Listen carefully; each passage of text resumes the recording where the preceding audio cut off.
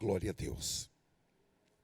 Eu quero nesta noite compartilhar uma palavra da parte de Deus com os irmãos. Esta palavra, ela está relacionada com um tema que nós falamos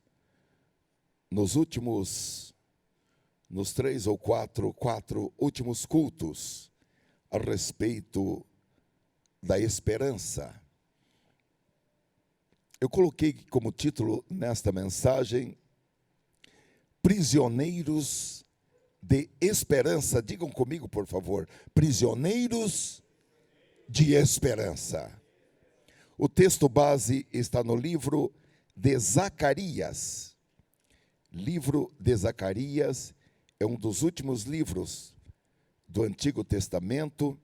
Nós temos exatamente o último livro, Malaquias, e o penúltimo livro, o livro de Zacarias.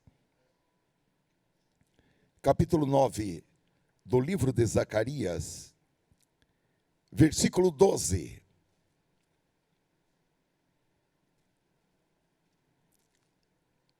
Capítulo 9 do livro de Zacarias, versículo 12, que diz assim: Voltai à fortaleza, ó presos de esperança. Por favor, digam comigo, presos de esperança. Também vos anuncio que vos recompensarei em dobro. Amém. Queridos irmãos, o título desta mensagem poderia ser Tornando-se um prisioneiro de esperança. Na realidade, é para isso que estou pregando esta mensagem nesta noite. É para que cada um de nós nos tornemos um prisioneiro de esperança. E o que é ser um prisioneiro de esperança? É ser alguém que está acorrentado a um final feliz. É ser alguém que está preso, que está algemado a um futuro otimista, a um futuro vitorioso. Enfim, é alguém cujo destino inescapável é ser um vencedor. Um prisioneiro de esperança é alguém que se sente perseguido. Não tem aquelas pessoas que têm mania de perseguição, que vai andando e olha, parece que tem alguém me seguindo. Vocês já se sentiram assim? Está andando e parece que tem alguém lhe seguindo, e tem pessoas que chegam em casa, vai olhar atrás da porta, vai olhar debaixo da cama, vai olhar em todo lugar para ver se não tem alguém, porque parece que ela está sendo seguida, parece que ela está sendo perseguida. Um prisioneiro de esperança é alguém que se sente perseguido pelas bênçãos espirituais. E onde esta pessoa vai, ela se sente perseguida pelas bênçãos espirituais. Não apenas perseguido, mas alcançado pelas bênçãos que emanam do trono de Deus. A esperança, meus amados irmãos, é um dos principais componentes que nos fazem um cristão. Não há cristão sem esperança. Um cristão sem esperança é alguém que está em uma zona cinzenta do cristianismo, é alguém que está em cima do muro. Um crente sem esperança é como uma praia sem vento, é como uma comida sem sabor, é como um quadro ou uma pintura sem cores. A esperança, ela é a espinha dorsal do nosso cristianismo pessoal. O apóstolo Paulo escreve em 1 Coríntios capítulo 13 e versículo 13, que depois que tudo acabar nesta vida, ainda permanecem a esperança, a fé e o amor. Esperança, fé e amor são essenciais, absolutos para o sucesso, para o êxito da pessoa em qualquer empreendimento. Se você quer ser uma pessoa de sucesso, se você quer ser uma pessoa exitosa na sua vida, nas coisas que você se propõe a fazer, procure esses 3 componentes: a esperança, a fé e o amor, para que esses 3 sejam pilares de sustentação daquilo que você quer realizar em sua vida. E esses 3, a fé, a esperança e o amor, trabalham juntos, realizam juntos. Nunca espere que algum deles trabalhem sozinhos, porque eles se completam, eles se complementam e eles se retroalimentam. No entanto, meus amados irmãos, embora a fé, a esperança e o amor se completem, vamos dizer que a fé, a esperança e o amor é uma equipe que trabalha a nosso favor. Nós podemos olhar para cada um deles, porque cada um deles tem a sua função específica e nós podemos estudá-los, compreendê-los em suas particularidades. E nós estamos nesses estudos voltados para a esperança. A esperança. E eu gostaria que os irmãos já começassem a entender que a esperança não é um sentimento. A esperança é uma decisão. Não deixe o seu coração enganar você, fazendo você pensar que a esperança é um sentimento. A esperança é uma decisão. Glória a Deus. É você quem decide ter esperança. E a Bíblia diz em Lamentações, capítulo 3, versículo 26, que bom é ter esperança e aguardar em silêncio a salvação do Senhor.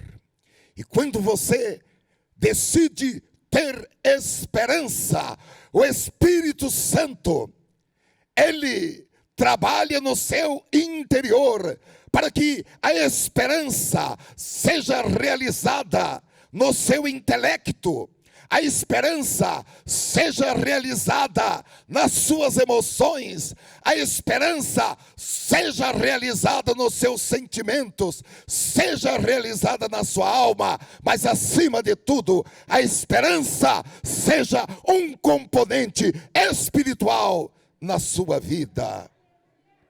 Glória a Deus. Glória a Deus. Meus amados irmãos, o Espírito Santo e a palavra de Deus e a igreja estão aqui na terra, trabalhando para que você seja mais do que vencedor. E mais do que vencedor foi o que Jesus falou, mais do que vencedor é um campeão de esperança. Glória a Deus. E eu creio que esta noite o Espírito Santo agendou para que cada um de nós estivéssemos aqui, para que você também estivesse conosco pela internet, para que você possa tomar posse, encontrar entendimento nessas verdades eternas que são reveladas pelo Espírito Santo. No domingo passado nós olhamos para algumas pessoas que durante muitos anos ficaram na sala de espera de Deus. E elas esperaram com paciência no Senhor. E o Senhor se inclinou para elas e ouviu os seus clamores e mudou as suas vidas. Porque aqueles que desenvolvem esperança, eles não ficam confundidos na vida. A esperança recusa-se a ser negativa. A esperança recusa-se a ser pessimista. E mesmo quando todos os fatos demonstram que não há mais solução, e mesmo quando as evidências apontam o contrário, a esperança se levanta, a esperança se põe de pé para contrariar a lógica humana. E o nosso exemplo é Abraão. E a Bíblia diz que Abraão, em esperança, ele creu contra a esperança. Ele não atentou para a sua própria condição, que ele era um homem já com 100 anos de idade, e que a sua mulher tinha 90 anos de idade, e que durante toda a sua existência, ela tinha sido uma mulher estéril, e que ela não mais ovulava. Ele não atentou para essas condições, e a Bíblia diz que ele creu em esperança, ele creu contra a esperança do mundo, a esperança da ciência, porque a esperança que vem de Deus, ela é mais forte do que a morte. Bendito seja o Senhor. Hebreus capítulo 11, versículo 13, fala de pessoas que viveram pela fé e que morreram na esperança do que se lhes havia sido prometido. Bem entendido que essas pessoas não morreram frustradas, elas não morreram decepcionadas, eram pessoas que tinham promessas, e elas abraçaram as promessas, e elas viveram pela fé, e elas foram fiéis até a morte. A Bíblia diz que elas viram de longe as promessas, saudaram as promessas, se alegraram com as promessas e morreram na esperança, como Abraão e Sara. Abraão e Sara foram chamados para irem para a terra prometida, com a promessa de que Deus lhes daria uma descendência incontável como as estrelas do céu, uma descendência numerosa. E eles abraçaram essa promessa e saíram sem saber para onde ia, e passaram a viver de maneira nômade, habitando em cabanas, numa terra que não era propriamente deles, onde tiveram apenas um filho juntos, Isaque, o filho da promessa. Mas quando nós lemos a Bíblia, do Gênesis ao Apocalipse, nós não encontramos em nenhum lugar que em algum momento daquela caminhada, Abraão e Sara se arrependeram de terem deixado a sua terra, se arrependeram de terem deixado os seus parentes e quiseram voltar para Harã, a terra de onde eles saíram. O que a Bíblia afirma é que eles perseveraram, eles persistiram em seguir a direção de Deus e a se concentrarem na promessa. Oh, glória a Deus! Nem mesmo em momentos críticos da vida de Abraão e de Sara, durante aquela caminhada, nós não encontramos uma menção de que eles se arrependeram de terem saído da terra natal e terem viajado para uma terra que Deus ainda lhes mostraria. E eles poderiam voltar. A Bíblia fala em Hebreus capítulo 11, versículo 15, que se na verdade se lembrassem daquele lugar de onde saíram, teriam a oportunidade de voltar. Porém, eles tinham em vista algo maior. Eles tinham em vista a cidade preparada por Deus, da qual o próprio Deus é o arquiteto e o construtor. Deus não obriga ninguém a nada. Aqueles que estão seguindo a Deus no momento em que quiserem, podem virar as costas para Deus e ir para onde quiserem. Porém, aqueles que persistem, que acreditam em Deus, não somente da boca para fora, mas acreditam de todo o coração, Deus vai premiar a fidelidade, a fé e a confiança. Obviamente, irmãos, todos nós enfrentamos tribulações na vida, enfrentamos oposições, perseguições, circunstâncias negativas, enfrentamos a realidade de projetos que não serão totalmente concluídos por nós, projetos que ficarão para a posteridade. Porém, a pessoa que tem essa viva esperança em seu coração, vê todas as coisas de uma maneira muito otimista, vê todas as coisas como contribuições conjuntamente trabalhando e cooperando para o seu bem, com a convicção que Deus transformará tudo aquilo, seja o que for, em uma espécie de matéria-prima para nos abençoar. Nós precisamos desenvolver esta consciência, precisamos deixar que o Espírito Santo desenvolva esse entendimento. Nós precisamos permitir que o Espírito Santo aperte os parafusos que estão afrouxados, e ajuste tudo no seu devido lugar. Quando isto acontecer, nós vamos compreender Romanos capítulo 8, versículo 28, que diz: e sabemos que todas as coisas contribuem juntamente para o bem daqueles que amam a Deus, daqueles que são chamados pelo seu decreto ou pelo seu propósito. Glória a Deus. Eu estou orando, pregando para vocês e orando aqui no meu coração,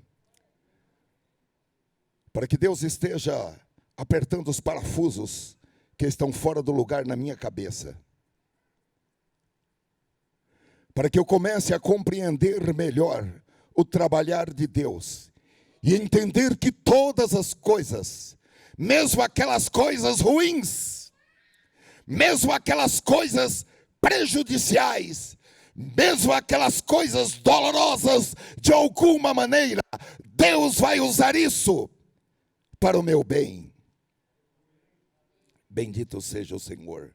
Porém, irmãos, como vocês já estão vendo, é um caminho de mão dupla, em que nós trabalhamos em cooperação com Deus.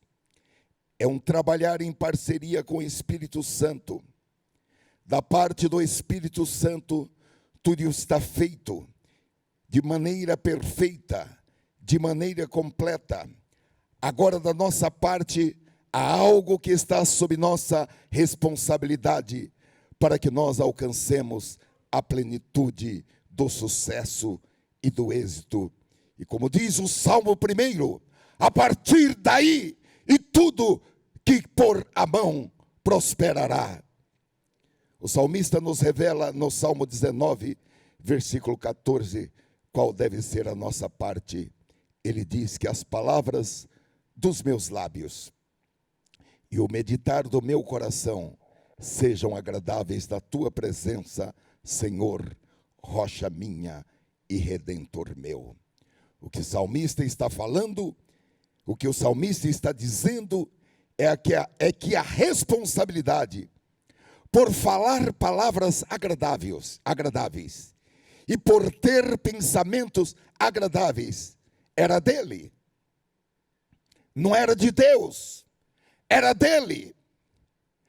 Existem coisas que nós não podemos terceirizar e nem podemos encontrar bodes expiatórios para culpar, encontrar os culpados por nós não termos palavras agradáveis e pensamentos agradáveis. A culpa não é de ninguém. A culpa não pode ser lançada sobre ninguém.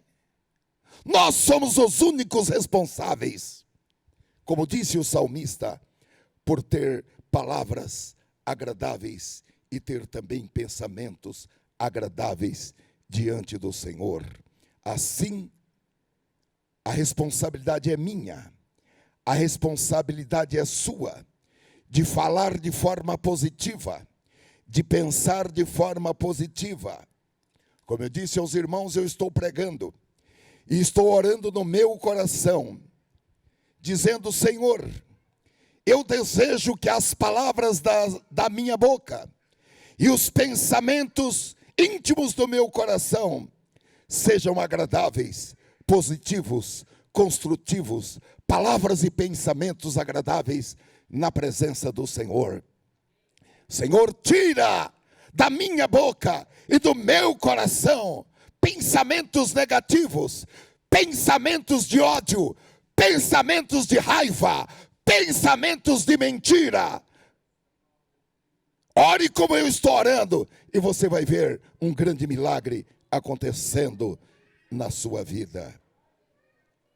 As nossas atitudes, meus amados irmãos, sejam elas positivas ou negativas, e a forma como nós vemos as coisas, e como nós falamos, e como nós pensamos, é o que vai determinar o nosso êxito ou o nosso fracasso.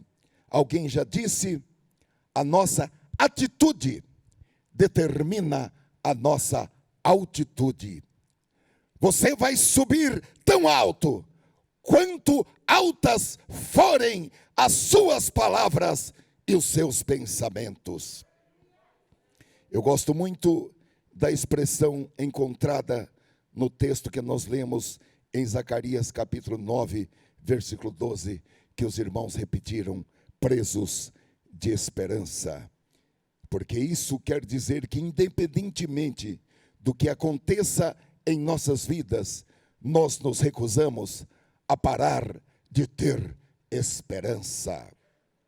Hebreus capítulo 10, versículo 39, diz que nós, porém, não somos dos que retrocedem e são destruídos, mas dos que creem e são salvos. Nós não somos daqueles que param, nós não somos daqueles que retrocedem, nós somos daqueles que seguem avante. Diga amém. Glória a Deus. Porque, meus amados, se realmente nós somos prisioneiros da esperança, o inimigo não tem a mínima chance de nos fazer retroceder 1 milímetro em nossa esperança. O inimigo não tem a mínima chance de nos derrotar com as suas dúvidas, com medos, com ansiedades, com tristezas e com insatisfações com a vida. Porque todos os pensamentos opressivos, depressivos, negativos, que ele poderia lançar sobre nós, como o terror noturno, como os dardos inflamados do mal, como as setas envenenadas que voam ao meio-dia, referidas no Salmo 91. Tudo isso não tem poder sobre nós, porque nós somos presos da esperança. E tudo isso será interceptado e será destruído, e nós não seremos afligidos, para a glória de Deus, porque nós estamos cercados pela esperança, blindados pela esperança, mergulhados na esperança. Nada que o inimigo poderá mandar contra nossas almas, contra as nossas emoções, contra os nossos sentimentos, poderá nos atingir, porque nós estamos protegidos. E, meus amados irmãos, esse texto diz que depois de passar esse período de perseguição, depois de passar esse vendaval, depois de passar a tempestade, porque haverá um momento que a tempestade vai terminar, haverá um momento que o vento vai cessar. Esses prisioneiros de esperança que estavam escondidos na fortaleza, que voltaram para a fortaleza, para serem protegidos da fortaleza, recebem bênção em dobro, em recompensa às suas tribulações. Então a profecia de Zacarias capítulo 9, versículo 12 diz: voltai à fortaleza, ó presos de esperança, também hoje vos anuncio que tudo vos restituirei em dobro. Haverá restituição em dobro. Por favor, fale para a pessoa que está perto de você: haverá restituição em dobro. Volte à fortaleza, e você sairá depois de lá restituído de maneira dobrada. E o que eu tenho que fazer?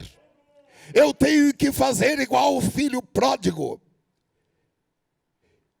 que caiu em si e disse: levantar-me-ei e irei ter com meu pai. Volte para a fortaleza, não fique fora da fortaleza. Você tem que ter o endereço da fortaleza e voltar para a fortaleza. Hebreus capítulo 6, versículo 19, diz que a esperança é a âncora da alma. Glória a Deus. E onde a âncora é lançada, a embarcação permanece. Os ventos podem soprar, podem sim. Os ventos podem soprar. As águas podem rugirem e espumarem, mas a âncora está lançada. A embarcação pode até balançar, mas ela não vai sair daquele lugar. Oh, glória a Deus! Oh, glória a Deus! O texto de Hebreus, capítulo 6, versículo 19, diz que a esperança, que nós temos essa esperança por âncora da nossa alma, segura e firme. Glória a Deus. Se a âncora de sua alma for a esperança, ou a partir de hoje, se a âncora da sua alma tornar-se a esperança, você não será abalado quando os ventos das adversidades da vida soprarem fortes, quando as águas do mar desta vida estiverem revoltantes. E meus amados irmãos, à medida que nós nos mantemos firmes e inabaláveis, sempre confiantes no Senhor, nós vamos encontrar a paz de espírito. Diga amém. A depressão desaparece, diga amém. A tristeza vai embora, diga amém. E nós passamos a desenvolver uma atitude positiva, passamos a explodir de alegria emocional, e a determinação da nossa vontade, ela é firme para irmos até o fim. Eu gostaria de já começar a encerrar esta mensagem, reafirmando que a esperança não é um sentimento, a esperança é uma decisão. E que nesta noite você pode decidir lançar a sua âncora na esperança viva e confiar em Deus de uma forma como você nunca confiou. 2 Coríntios, capítulo 4, versículo 6, diz que houve um momento em que Deus ordenou que das trevas resplandecesse a luz. Deus pode realizar tudo em sua vida. A Bíblia diz que no princípio havia trevas sobre a terra, e Deus disse: haja luz, e houve luz.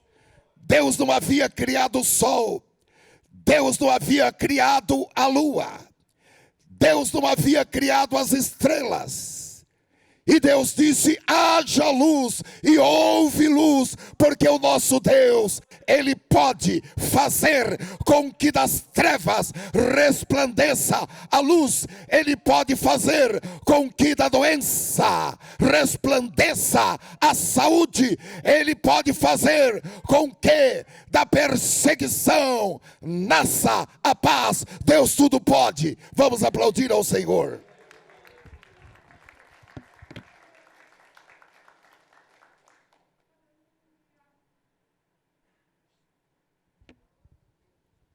A esperança nunca deixará você desapontado, frustrado, confundido.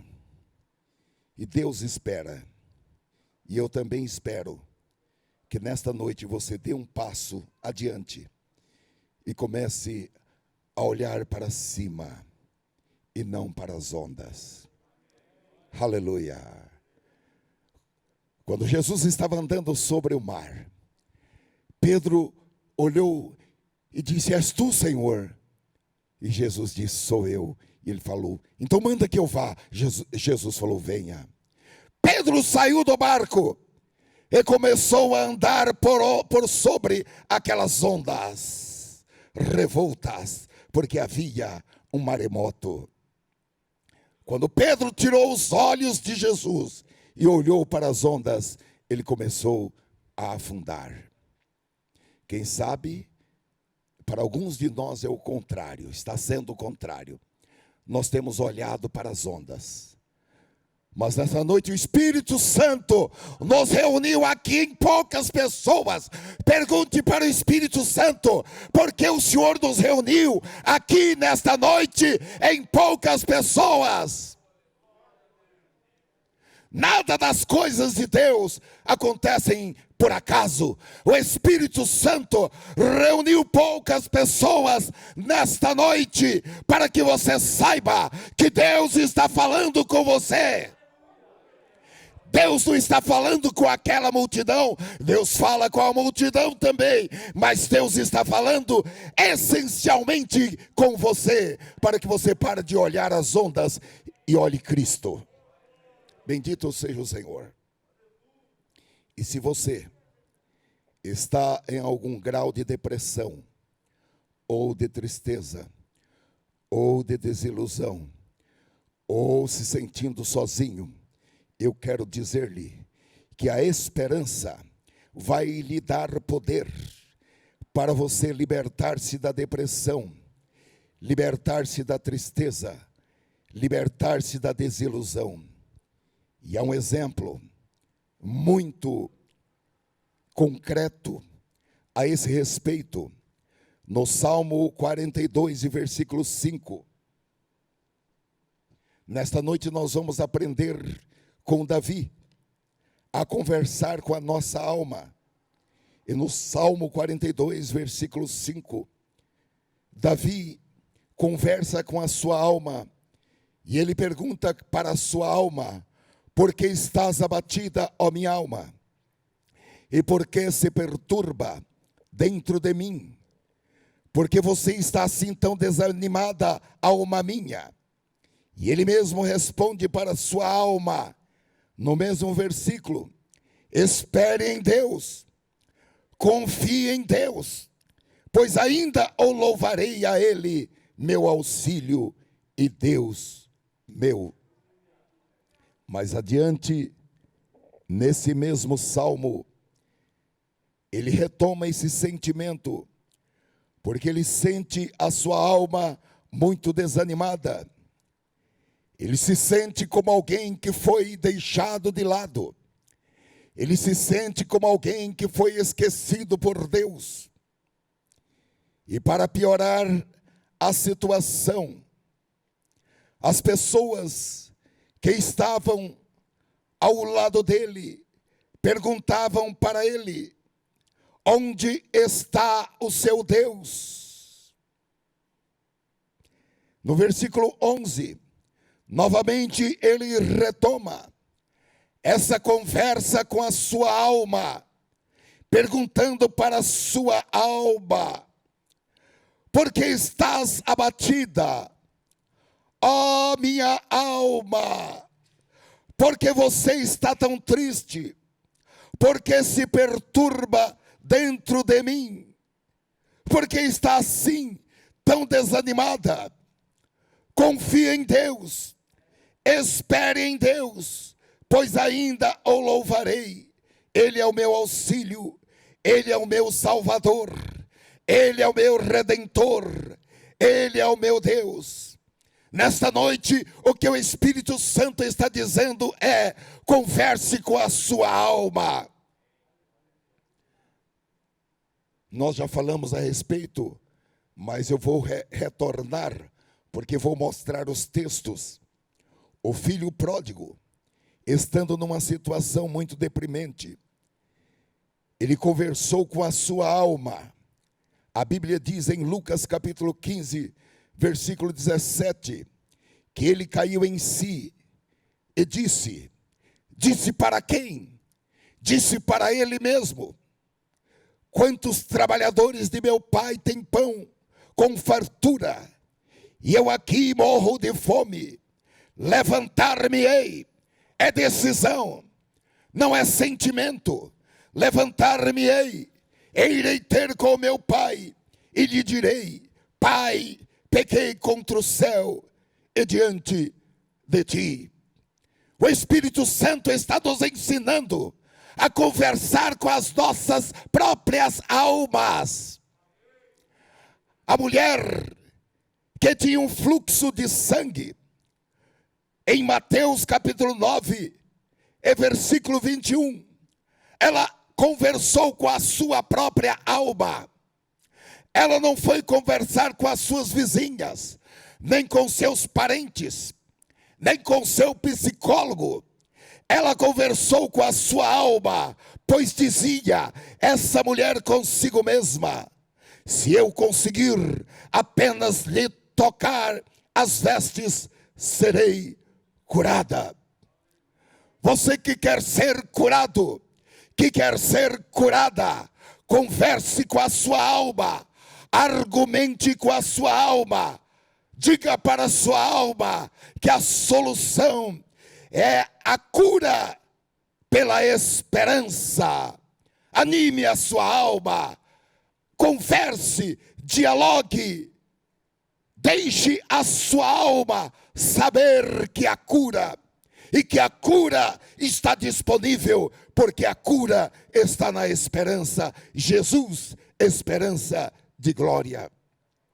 E essa cura, ela vai começar na sua alma, mas ela vai sair da sua alma e vai curar os seus ossos, e vai curar os seus nervos, e vai curar o seu pâncreas, e vai curar o seu baço, e vai curar o seu pulmão, e vai curar o seu sangue, e vai curar o seu coração. E por onde essa cura passar, haverá saúde em nome de Jesus. Vamos aplaudir o Senhor. Vamos aplaudir o Senhor. Da mesma maneira que as más conversações, que as palavras negativas enfermam os ossos, trazem dores reumáticas, enferma o sangue. As palavras que são espírito e vida, que saem da sua boca, ou da meditação do seu coração, com o peso da glória de Deus, são palavras que trazem curas. E o texto que nós lemos diz que Deus envia uma bênção dobrada, porque a bênção de Deus vem automaticamente, aqui sim é automaticamente, sobre todos aqueles e aquelas que nele confiam e que esperam em Deus, como está escrito no livro do profeta Jeremias, capítulo 17, versículo 7, bem-aventurado o homem que confia no Senhor e cuja esperança está no Senhor. Este homem, ou esta mulher, cuja esperança está no Senhor, ele será feliz, ela será feliz, ele e ela serão bem-sucedidos, e tudo o que fizer prosperará. Colocou a mão, vira ouro, por causa da bênção do Senhor. O apóstolo Paulo, em 1 a Tessalonicenses, capítulo 4, versículo 13, ele diz que nem mesmo diante da morte, nós não podemos ficar tristes, como ficam tristes, entristecidos, aqueles que não têm esperança. Então eu lhe pergunto nesta noite, como você está enfrentando a morte e as provações desta vida? Você está reagindo diante da morte como aqueles que não têm esperança? Ou você reage diante da morte como aqueles que têm esperança, uma esperança viva, uma esperança que não causa confusão? Ou você acha que esses 60 ou 70 ou 80 anos que vamos estar ao lado de alguém, abraçando alguém, segurando em sua mão, dormindo no seu colo, é muito? Nós estamos tratando, as nossas tratativas não são tratativas de 100 anos, as nossas tratativas são tratativas para a eternidade. Então o apóstolo diz, nem mesmo diante da morte, você pode ter os mesmos sentimentos, a mesma compreensão, as mesmas reações daqueles que não têm esperança. Hebreus capítulo 10, versículo 23 diz que aconteça o que acontecer, venha o que vier, nós guardamos firmes a confissão da esperança, sem vacilar, pois quem fez a promessa é fiel. E no versículo 24 diz que também cuidemos de animar uns aos outros na prática de boas obras. Nós temos esta tarefa, irmãos. Nós temos a responsabilidade de animar uns aos outros, de encontrar pessoas que estão desanimadas, irmãos que estão desanimados, irmãos que estão cansados, irmãos que estão com as suas pernas espirituais cansadas, que não podem mais caminhar. A Bíblia está dizendo, animai-vos uns aos outros. Nós temos essa responsabilidade de animar aqueles que estão cansados. Esta é a nossa parte, irmãos. Prática, porque nós vamos praticar, e didática, porque nós vamos animar uns aos outros. E a esses prisioneiros da esperança, Deus promete bênçãos em dobro. E a Bíblia diz que Deus está procurando essas pessoas para abençoá-las em dobro. Isso é muito sério. Salmo 33, versículo 18. Diz que os olhos do Senhor estão sobre os que o temem, sobre os que esperam em sua misericórdia. Segundo o livro das Crônicas, capítulo 16, versículo 9, diz, porque quanto ao Senhor, os seus olhos passam por toda a terra, para dar força àqueles cujo coração é totalmente dele. Queridos irmãos, a restituição em dobro está bem aí diante dos nossos olhos. A restituição em dobro, ela está ao alcance das nossas mãos. E tudo só depende de uma escolha nossa, de uma decisão nossa. Você tem que dizer para este velho homem, sem esperança, esse velho homem que se deprime, essa velha mulher que fica deprimida, essa velha mulher que fica triste, você tem que dizer para ela, a partir de hoje, eu sou um prisioneiro da esperança, eu estou acorrentado na esperança. Eu não consigo me desvencilhar da esperança. A esperança está me perseguindo. Tudo que eu faço, tudo que eu vejo, tudo que eu penso, tudo que eu olho, aponta para a esperança. Oh, aleluia. Essa velha mulher tem que ficar lá. E tem que nascer uma nova mulher. Este velho homem tem que ficar lá. Deixe esse novo homem surgir do seu interior, um homem renovado, um homem com pensamentos do poder de Deus, da glória de Deus, da graça de Deus. Abra-se para que esta nova mulher saia de dentro de você. Aleluia. A restituição em dobro, porque Deus deseja mudar a sua história de perdedor para vencedor, de fim de lista para topo de lista, de cauda para cabeça. Deus quer tirar você de baixo e colocá-lo para cima.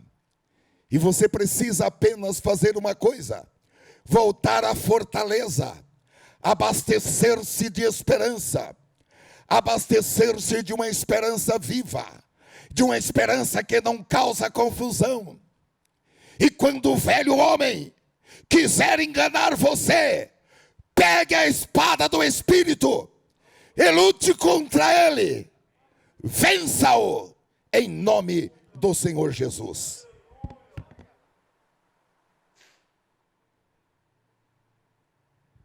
Porque, amados, quanto ao povo de Deus, o povo de Israel, eles saíram da Babilônia, porém, eles ainda se sentiam cativos, eles ainda se sentiam presos, eles estavam livres, mas a falta de esperança os faziam se sentirem ainda presos. Há muitos crentes que são livres, mas que ainda se sentem presos na escravidão dos maus hábitos, na escravidão dos vícios, na escravidão da depressão, dos sentimentos de tristeza, dos sentimentos de solidão, da falta de perdão, da falta de esperança. Essas sim são cadeias que você precisa se livrar. E Deus iria dar àqueles hebreus todas as condições para que eles restaurassem a cidade, para que eles restaurassem o templo, porque eles estavam na terra que manava leite e mel. Porém, eles precisariam antes vencer a desilusão que estava incrustada em suas almas. E como fazer isso? Deus revelou para eles, como Deus revela para você nesta noite. O primeiro passo é voltar-se para Deus. O texto que nós lemos em Zacarias capítulo 9, versículo 12, diz: voltai à fortaleza, ó presos de esperança. E onde fica essa fortaleza? O salmista responde no Salmo 46, versículo 1. Deus é o nosso refúgio e fortaleza, socorro bem presente na angústia. Então é voltar-se para Deus de todo o coração, de todo o entendimento e de todas as suas forças, porque em Deus você estará seguro, você estará protegido, você não poderá ser atacado. Nenhuma proteção neste mundo é superior ou se iguala, como diz o Salmo 91, versículo 1, que é estar escondido, abrigado, à sombra do Onipotente, no esconderijo do Altíssimo. O povo de Israel Eles tinham tudo para terem sucesso, para terem êxito. Eles tinham a promessa de Deus. Eles tinham a palavra de Deus. Eles estavam na terra que manava leite e mel. Havia uma aliança, porém, eles estavam sem esperança. E estar sem esperança não qualifica a pessoa para avançar. Não era que eles não tivessem uma ideia a respeito de Deus. Não é que eles não acreditassem em Deus. Não é que eles não fossem à congregação e nem conhecessem as Escrituras. Porém, havia a necessidade deles se voltarem para Deus, como quem volta para uma fortaleza, para se esconder do mal, como quem vai a um abrigo, para fugir de um tiroteio, porque somente voltando-se para Deus, de toda a alma, de todo o coração, de todos os pensamentos, é que eles poderiam ser restaurados. Hoje há muitas pessoas que conhecem a Deus e que vão para a igreja, mas as suas almas estão sem esperança. E eles precisam com muita urgência voltarem para a fortaleza para que se tornem prisioneiros da esperança. Em segundo lugar, voltar à fortaleza exige ouvir a palavra. O texto de Zacarias, capítulo 9, versículo 12, enfatiza o seguinte: também hoje vos anuncio. Aqui é uma profecia messiânica que se refere a Jesus. E se referindo a Jesus, se refere à palavra, ao evangelho. Zacarias capítulo 9, versículo 10, diz que ele anunciará a paz às nações, o seu domínio se estenderá de mar a mar, desde o Eufrates até os confins da terra.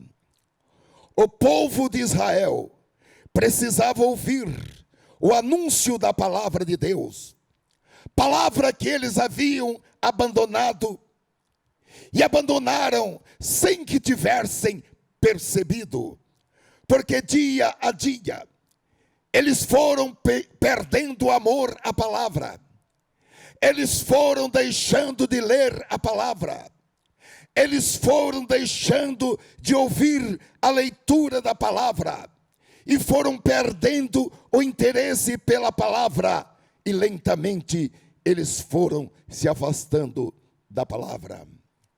Para voltar à fortaleza, é preciso voltar à palavra. É preciso ser novamente abastecido. É preciso novamente receber fé para vencer, poder para vencer. Porque conforme Paulo escreveu em Romanos, capítulo 10 e versículo 17, a fé vem pelo ouvir, e ouvir pela palavra de Deus. Então, em primeiro lugar, voltar-se para Deus. Em segundo lugar, voltar-se para a palavra. E em terceiro e último lugar, nós voltamos para a fortaleza, esperando no Senhor. Porque a promessa em Zacarias capítulo 9, versículo 12, é: tudo vos restituirei em dobro. É uma promessa com o peso de uma aliança. E essa aliança está no versículo 11. Zacarias capítulo 9, versículo 11. Não é qualquer uma aliança, é uma aliança de sangue. Essa aliança, ela está firmada pelo sangue de Jesus. Quanto a você, Sião, por causa do sangue da minha aliança com você, tirei os seus cativos da cova em que não havia água. Meus amados irmãos, quando nós esperamos no homem, nós nos decepcionamos. Mas quando a nossa esperança vem de Deus, nós nunca somos frustrados e decepcionados. O povo de Israel precisou aprender a esperar somente em Deus e não nos reis da terra. E Deus lhes prometeu, em Isaías capítulo 61, versículo 7, que em lugar da vergonha, vocês terão dupla honra. Em lugar da afronta, exultarão na herança recebida. Por isso, em sua terra, possuirão o dobro e terão perpétua alegria.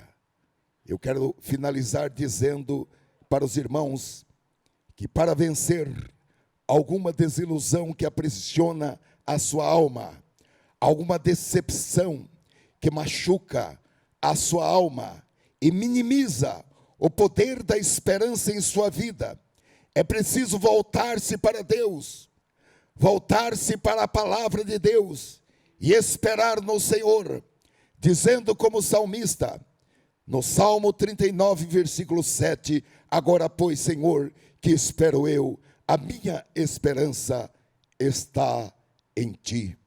Queridos irmãos, Deus não quer que os seus filhos vivam envergonhados.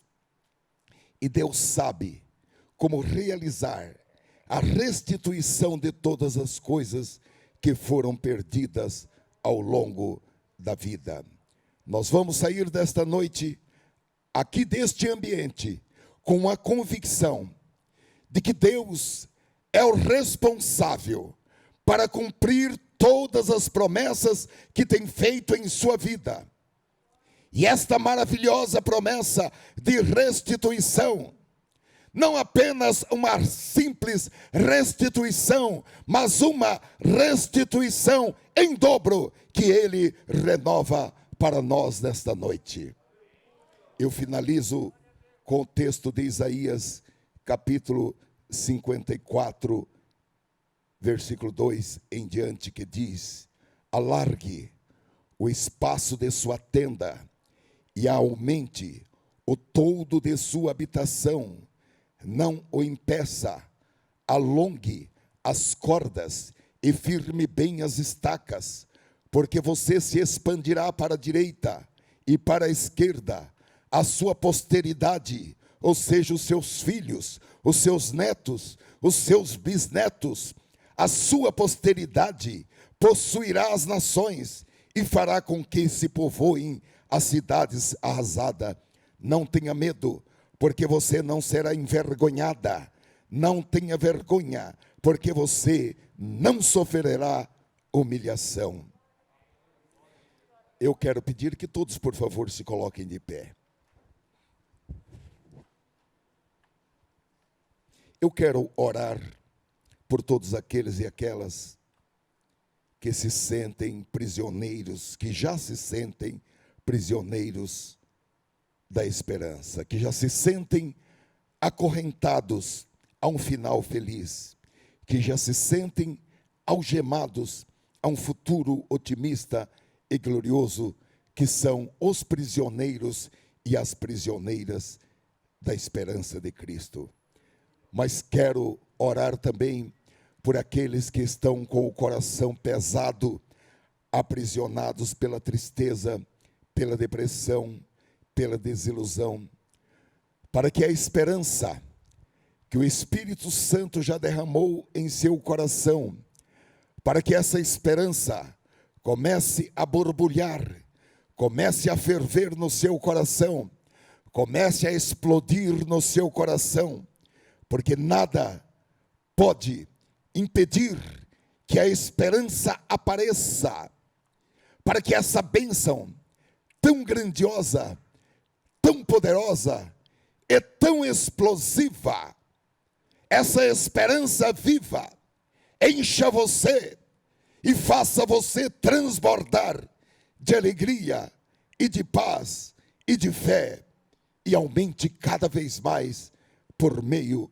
do poder do Espírito Santo. Ó Senhor Jesus, nós estamos esperando a Tua vinda, estamos esperando o arrebatamento, mas enquanto esperamos o arrebatamento, faze-nos e mantenha-nos e torne-nos presos de esperança. Há pessoas que deixaram a esperança escapar pelos vãos de suas mãos, como água, e não sabem onde perderam a esperança, e estão à busca desta esperança. O Senhor nos reuniu para nos dar a palavra da esperança.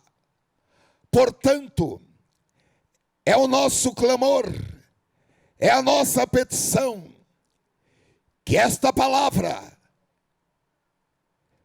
recepcionada nos corações e nas mentes dos seus filhos, comece a produzir o efeito para o qual ela foi enviada, ela foi inspirada e ela foi pregada nesta noite.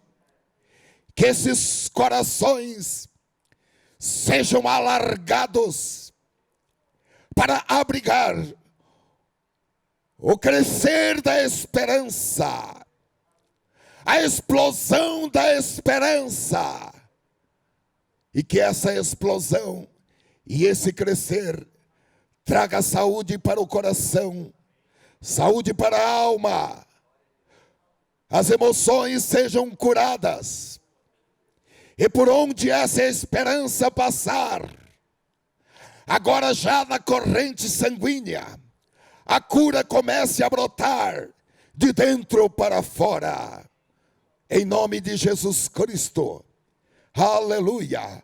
Proclamamos esta cura sendo realizada a partir da alma receptora dessas palavras, que por meio de ligações, de interconexões que existe entre a alma e o corpo, a cura comece a brotar de dentro para fora, em nome de Jesus, em nome do Senhor Jesus, em nome do Senhor Jesus.